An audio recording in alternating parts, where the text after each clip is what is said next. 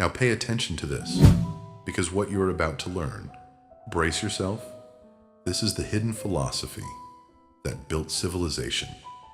Deciphering the School of Athens. What if I told you the most powerful minds in human history are all trapped inside one painting? Not in books, not in universities, not in temples. Inside a single image, a painting so dangerous in knowledge that if you truly understand it, you begin to see society differently forever. Because hidden inside the School of Athens is the blueprint of Western thought itself. Every major belief you hold about truth, morality, power, science, religion, reality, even your identity, can be traced back to the men standing inside this room. But here's the terrifying part. Most people look at this painting and see art. Only a few realize it's actually a battlefield, a war between reason and faith, logic and mysticism, pleasure and discipline, power and virtue, chaos and order. And at the center of it all, two men are silently arguing about the meaning of existence. One points upward, the other points toward the earth. That gesture alone shaped the next 2,000 years of civilization. Tonight, we are not just analyzing a painting. We are decoding the DNA of philosophy itself. And by the end of this video, you will never look at human history the same way again. In 1509, during the height of the Renaissance, the artist Raphael painted what many consider the greatest philosophical artwork ever created, the School of Athens. But this wasn't merely decoration for the Vatican. No, Raphael was creating something far more ambitious, a visual map of human consciousness. Every philosopher in the painting represents a force that still controls society today. Some shaped science, some shaped politics, some shaped psychology, some shaped religion, some shaped the way you think without you even realizing it. This is not ancient history. This is the operating system of modern civilization. And today, we're going to decipher it. At the center of the painting stand two giants, Plato and Aristotle. Everything revolves around them, and that's intentional, because all philosophy after them became a reaction to one question. What is more important, the ideal world or the real one? Plato points upward, toward the heavens, toward abstract truth, toward eternal forms. To Plato, the physical world was an illusion, temporary, corrupted, like shadows on a cave wall. He believed true reality existed beyond what human eyes could see. Meaning, most people live trapped inside mental prisons without knowing it. Sound familiar? Even today, people spend their lives chasing shadows. Money, status, validation, social approval, digital identities, while never asking what is fundamentally true. Plato would say, modern society is the cave on steroids. An entire civilization hypnotized by appearances. But then comes Aristotle. His hand points downward, toward the earth, toward reality, toward evidence. Unlike Plato, Aristotle believed wisdom comes from observation. Study the world, measure it, test it, understand nature directly. This single disagreement divided human civilization into two paths. One path seeks transcendence. The other seeks mastery of reality. One gives birth to spirituality and metaphysics.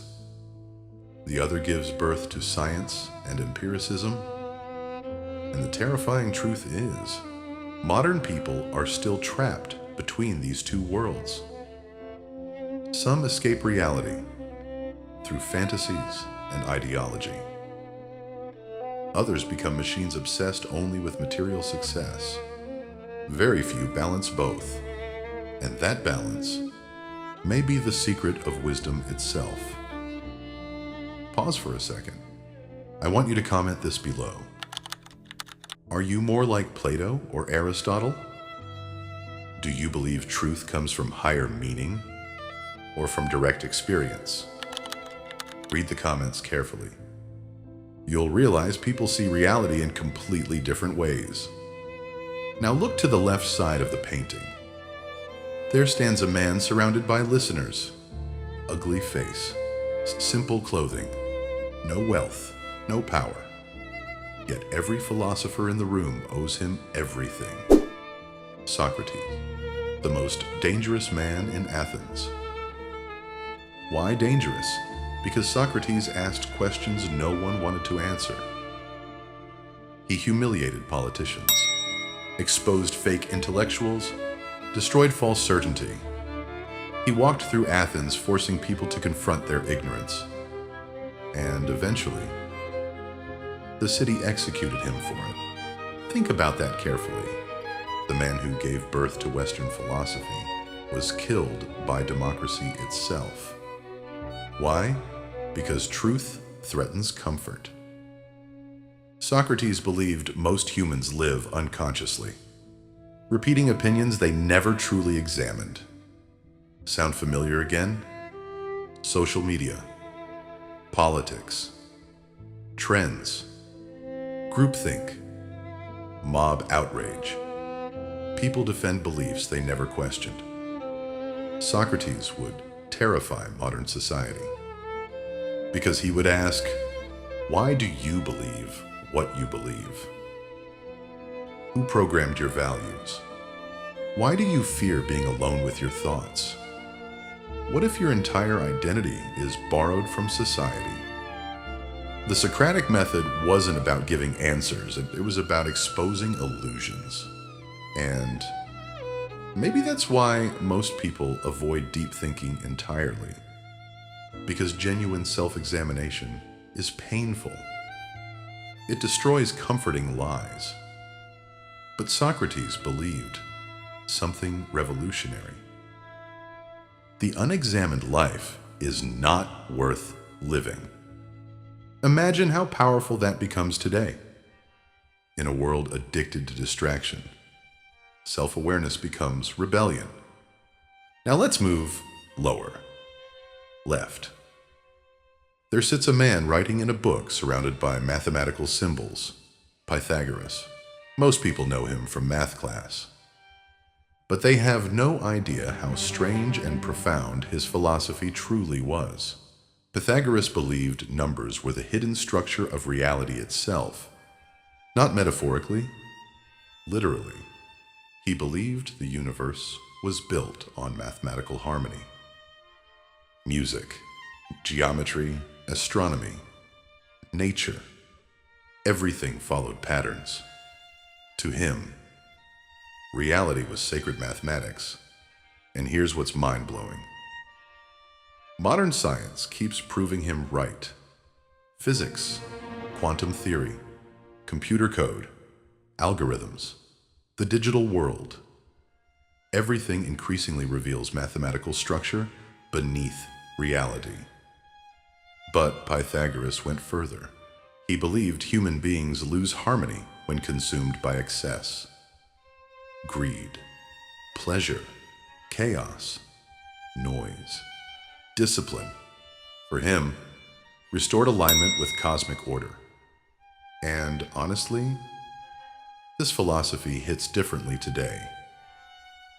Because modern life is engineered chaos, constant stimulation, endless dopamine, infinite distraction. Humans disconnected from rhythm, silence, and balance. Pythagoras would say civilization became spiritually noisy, and perhaps that noise is why modern people feel empty despite abundance. Now look at the center steps. Lying alone, almost careless, disconnected from everyone else. That is Diogenes, possibly the most savage philosopher in history. Diogenes rejected civilization completely. He mocked wealth, mocked power, mocked status, mocked social norms. Legend says he lived inside a barrel. Another story claims Alexander the Great visited him and said, "I am Alexander the Great. Ask anything of me." Diogenes replied, "Yes, move. You're blocking my sunlight." That level of detachment terrified powerful people, because Diogenes proved something disturbing. Most of society's success is psychological slavery. Think about modern life. People sacrifice peace for approval, health for money, authenticity for image, freedom for validation. Diogenes believed true freedom begins when you stop needing society's permission to exist.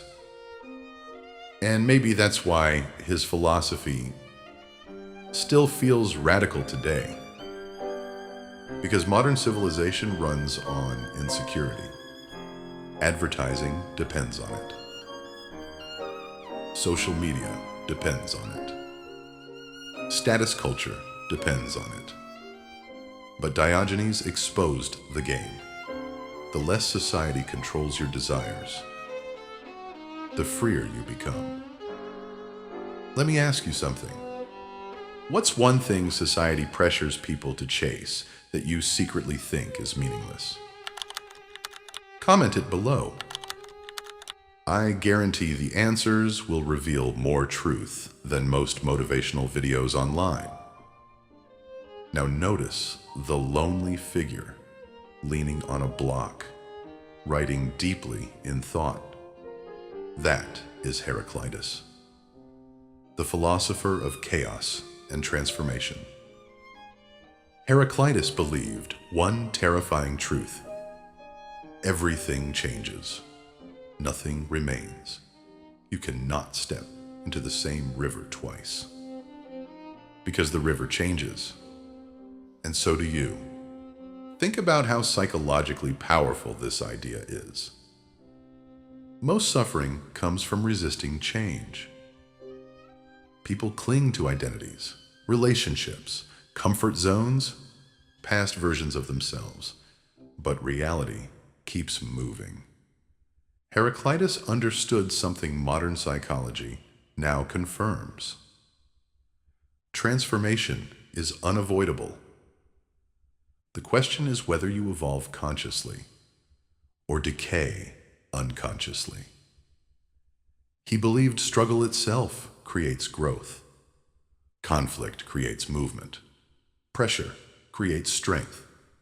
And honestly, this philosophy explains life better than most modern self-help ever could. Your pain changes you. Your failures shape you. Your heartbreak rewires you.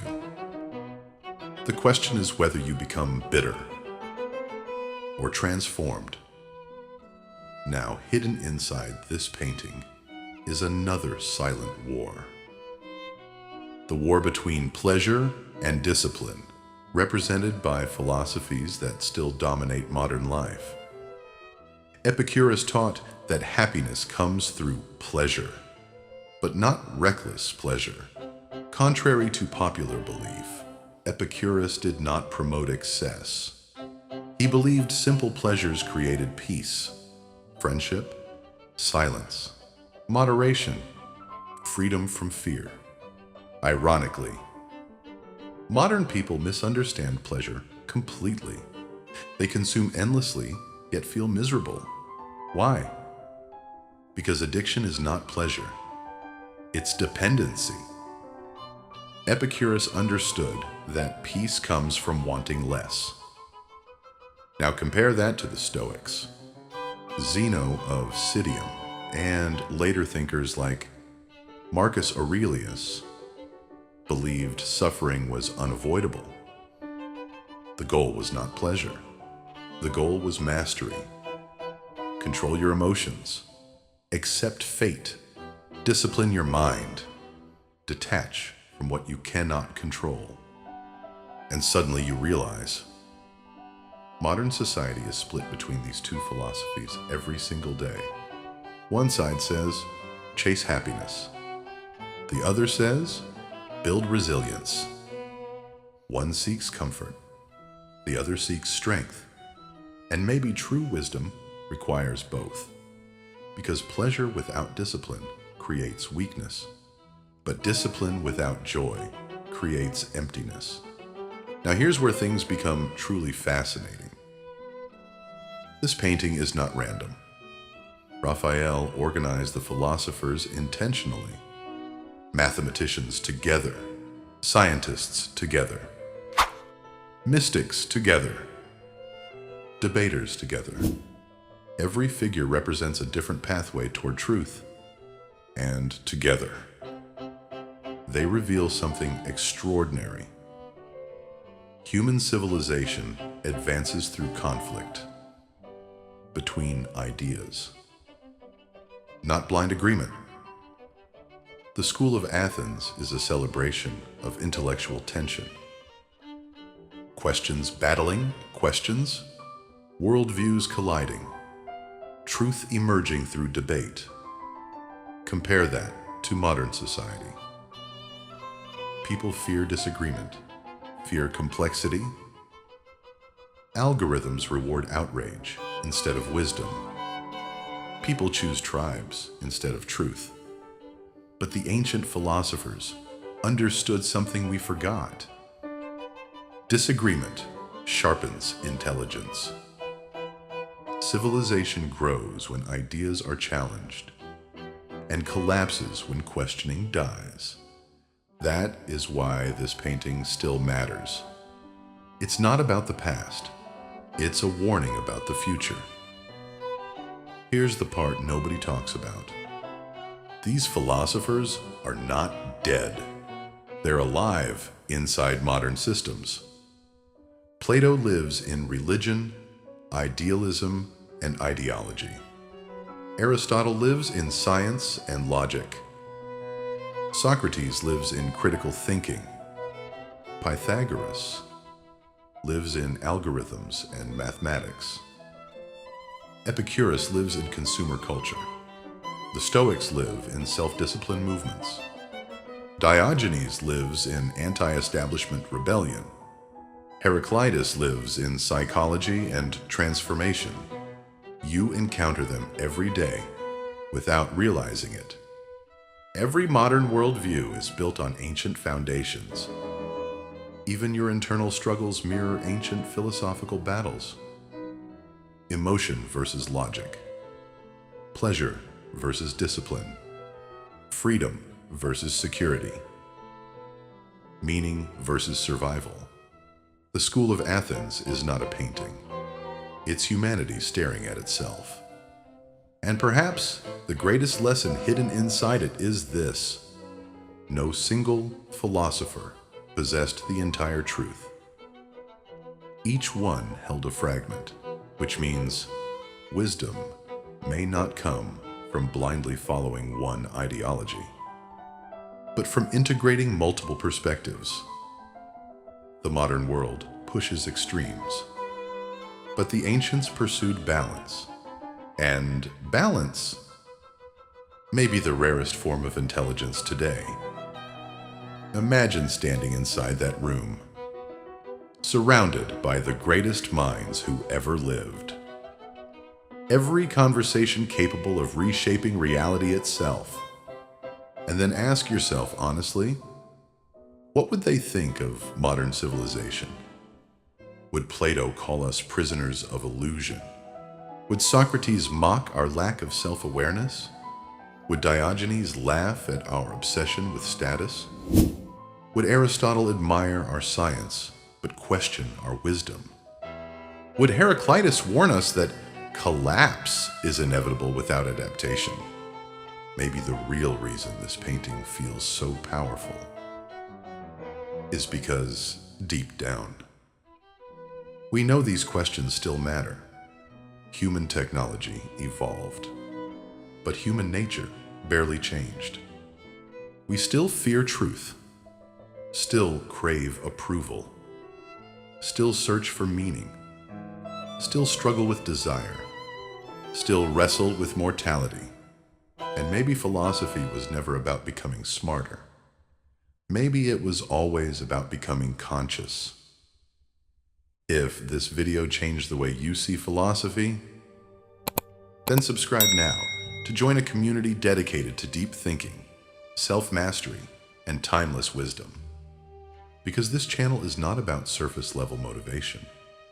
It's about understanding the hidden psychological forces shaping human existence. And if you made it this far, comment this phrase below. Wisdom begins with awareness. I want to see who truly stayed until the end. And one more thing.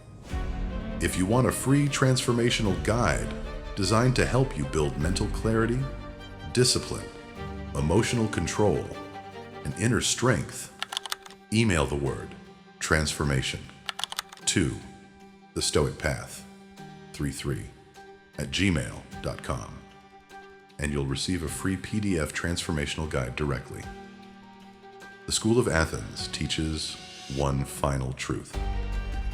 Civilization survives not through power, but through wisdom. Empires rise and fall. Technology changes.